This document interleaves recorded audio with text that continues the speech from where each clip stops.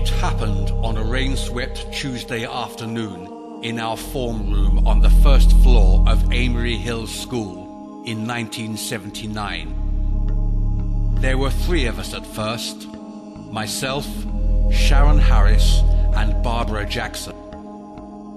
I think they were discussing some incident they'd seen on Grange Hill the previous evening. I did not watch television, so I remained silent. Then Derek Taylor marched into the room with his 2 simian pals, Neil Jordan and Alan Weaver. Real hard lads, you know the sort. Snatch sweets off second-year girls, then boast about it behind the bike shed later.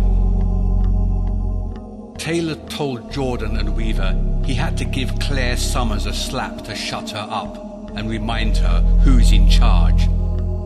Miss Summers was Taylor's girlfriend, his first girlfriend. She soon deserted him. I doubt he had many others afterward. Miss Harris asked Taylor his height, 5 feet 9 inches if you're interested, and weight, around 11 stone if you're interested. Then she asked if he was aware of the height and weight of Miss Summers, which she reckoned to be 5 feet 3 inches and around 8 stone respectively. The boy suddenly realized what Miss Harris implied.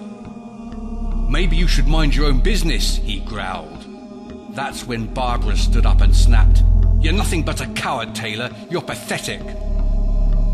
Aware his reputation was in jeopardy with his 2 cohorts as witnesses, Taylor advanced toward us, a perfect portrait of malicious intent. "You take that back, you bitch, or you'll find out just what kind of..." Barbara's right fist shot into his face before he could finish his threat. The boy merely staggered briefly, blinked, and smiled. "Oh, we want fun and games, do we? See this, lads? These girls want to play." Yes, all right, I admit I was frightened of Taylor, but I was even more afraid of what he might do to Sharon and Barbara. So I launched myself at the lout and delivered a vicious left-handed punch straight into his bollocks. As he bent forward, I drove my knee into his face. His nose erupted in a shower of crimson flecks, and I basked in a beautiful cloud of sheer joy. Barbara ducked underneath a right-hand punch from Weaver and brought her knee up savagely into his stomach. She completed the job with a vicious uppercut that sent him crashing into the desks behind him.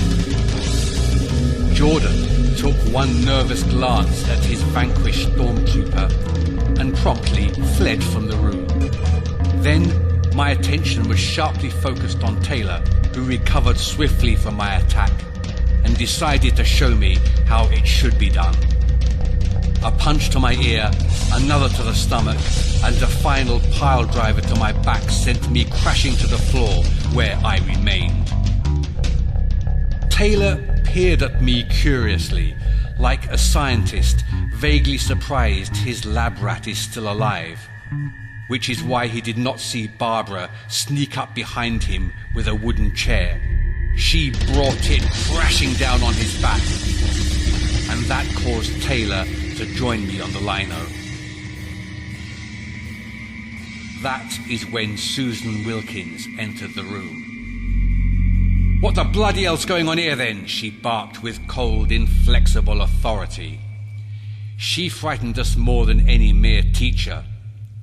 Sharon and Barbara quickly related our sad and sorry tale, while Weaver slowly rose to his feet, anxiously aware of the new danger that threatened him.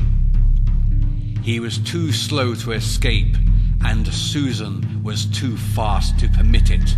She grabbed his ears and slammed his head forcefully onto a desk 3 times in succession.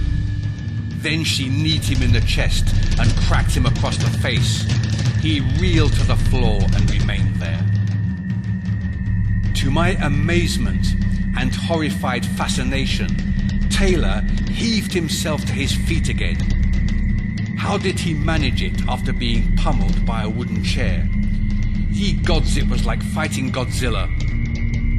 Sharon and Barbara backed away, wide-eyed and incredulous. Only Susan refused to be even remotely impressed. She shoved me aside and struck the boy with a straight-fingered jab to his throat. Christ, it's a wonder she didn't kill him. Desperately, he tried to retaliate, but lithely she ducked, weaved, and avoided every one of his punches. She responded with a vicious flurry of jabs, hooks, and swipes, whose cumulative effect quickly weakened her adversary. She kneed him in the crotch, then delivered a brutal headbutt into his face that actually knocked out a few of his front teeth. He collapsed to the floor, yet while he writhed in agony, she kicked him in the chest, kicked him in the stomach, kicked him in the groin, and kicked him in the face. She ended the assault by stamping on his head. The boy lay perfectly still, streaks of blood and teeth scattered around his crumpled body. Susan turned around and wiped some of the boy's blood from her face. Her grin was that of a killer. It was the most viciously brutal fight I ever witnessed in that school. It was absolutely glorious.